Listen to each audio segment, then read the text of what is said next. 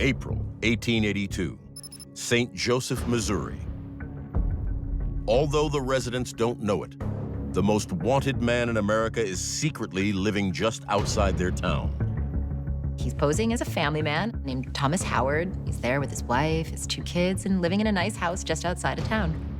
This seemingly humble farmer is, in fact, America's most notorious outlaw by the name of Jesse James. Bad man of Missouri, the Robin Hood of the Ozarks, the last fighting rebel of the Civil War. He and his gang have been knocking off banks, stagecoaches, and trains for nearly 16 years. By 1882, there were multiple bounties on Jesse James's head. The largest was $10,000, which was offered by the governor of Missouri to anyone, a detective, a lawman, just a regular person, whoever could bring him in would get a huge payday. Law enforcement was always on his tail, yet he always managed to stay one step ahead of the authorities. On April 3rd, 1882, Jesse James is meeting with Robert Ford, who is a new prospective member of the gang. In truth, Bob Ford has something more sinister planned. Bob Ford had heard about the $10,000 bounty and figured this was his chance. And so he takes out his own weapon, he shoots Jesse James in the back of the head, and kills him instantly. The death of Jesse James is huge news. The whole country is abuzz about his death. Jesse James' run is officially over, but what he left behind still fascinates treasure hunters today. We know that Jesse James participated in dozens of heists and must have acquired millions of dollars. But what we don't know is where it all went because we haven't found any of it. Maybe he didn't even put it all in one place. His story begins with his youth on America's frontier.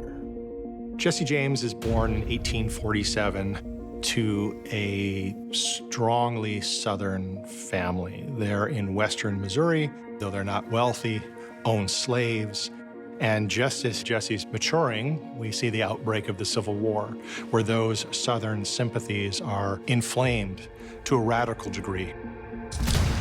His older brother, Frank, goes on to join a group that is known as the Bushwhackers. And the Bushwhackers, to be clear, are fighting guerrilla style. They're not affiliated officially with Confederate military. It's much more barbaric. They would not only surprise and engage soldiers, but sometimes others. Sometimes innocent bystanders would be beaten or killed. It was brutal, it was bloody, it was probably the worst violence of the entire Civil War. Frank was out there committing atrocities, and the Union soldiers and patrols were well aware of this, and they were looking for Frank. So the best place to go would be to his home. They rode onto the James farm looking for Frank James, and they didn't find Frank. Frank wasn't there, but Jesse was. Where is he? They strapped him to a plow and severely beat him. They rode onto the house, they horsewhipped his mother, and then they hung his stepdad until he was brain damaged permanently. It's this moment that really galvanizes Jesse James. And in 1869, a brazen bank job puts the name Jesse James on the map. Jesse and Frank James decide to rob a bank in Gallatin, Missouri. Jesse walked in, and he just killed him right there. Drew his gun and shot, no questions asked. Following the Gallatin shooting, his reputation as the roughest, toughest, swaggering outlaw in the West is born. It is around this time that James and his brother Frank joined together with one of their old Confederates, Cole Younger, and his 2 younger brothers, to form what is one of the most famous gangs in the history of the Old West, the James Younger Gang. On January 31st, 1874, the James Younger gang robs one of the largest railroads in the Midwest. The gang targets the Little Rock Express that is going to be stopping in the small town of Gads Hill, Missouri. Because the town is so small, James and his accomplices are able to effectively take the entire town hostage. They round everybody up, and then they move over to this train station.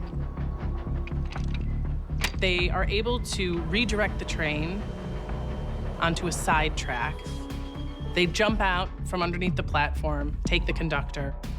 So aside from robbing the passengers, the real target was gold bullion and cash that was on that train. Reports on the gang's total haul range as high as $22,000, over $500,000 in today's currency. Like all of Jesse James' stolen loot, it's never recovered. The Gads Hill heist was really the most high-profile robbery that they had undertaken to date, and the most lucrative. So legend has it that the next big score happens after the James Younger gang learns that the Mexican government has sent a mule train carrying gold bars up through the state of Chihuahua, just across the border. If it was the amount that the rumors had said, which is $2 million in gold, that would have weighed more than 6,000 pounds, which is more than 3 tons. Using some of their bushwhacker skills, the gang is able to steal as many as 18 mules laden with gold, take them across the border, through the plains of Texas, and into Oklahoma. A big blizzard hits them in the middle of Indian Territory. The group is forced to try to make their way through at least a foot of snow, and eventually realizes that they're not going to be able to carry all of this gold through the blizzard.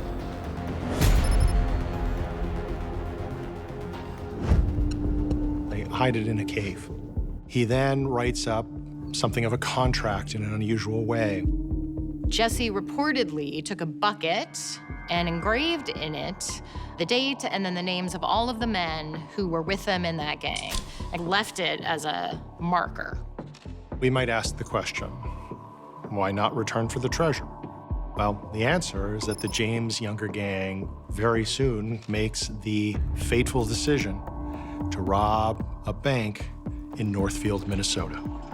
Jesse James finds out there's $75,000 in the Northfield Bank that belongs to Adelbert Ames and Benjamin Butler, two of the most high-profile Union generals from the Civil War, and it becomes an irresistible target for him. Northfield, Minnesota at this time is a growing and thriving milling town of about 2,000 people. This is an admittedly unusual target. Frank and Cole were concerned about how remote this was, that it was not a terrain that they were familiar with, that they didn't have allies there. So the James gang rides into town. They pretend to be cattle buyers if asked. Frank enters the bank, followed by 2 others. The rest of the gang stayed outside keeping guard. If anything happened, they were supposed to shoot and warn the others. It's only minutes after Frank enters the bank that one member of the town, purportedly a hardware store owner, yells, "They're robbing the bank." And he begins doling out rifles. The townspeople, now armed, run to the bank, weapons in hand, and a full-on shootout takes place. Frank tries to grab whatever money he can. That turns out to be about $26 in nickels.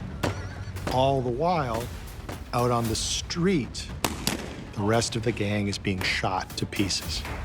The guys are shot up. Jim Younger had a bullet through his jaw. Cole Younger had 11 bullets in him after it was all said and done. Frank ended up getting shot in the knee. 2 of the gang are killed. The Youngers are apprehended, and it is only Jesse and Frank who are able to escape.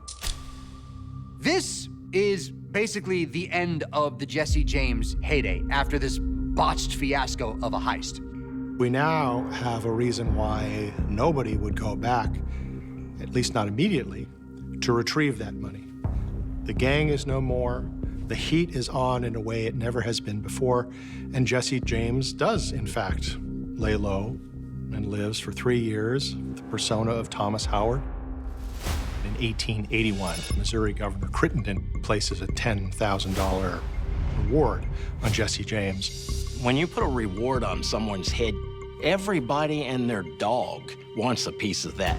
That's when he meets Bob and Charlie Ford. They got close to Jesse and shot him in the back of the head. April 3rd, 1882.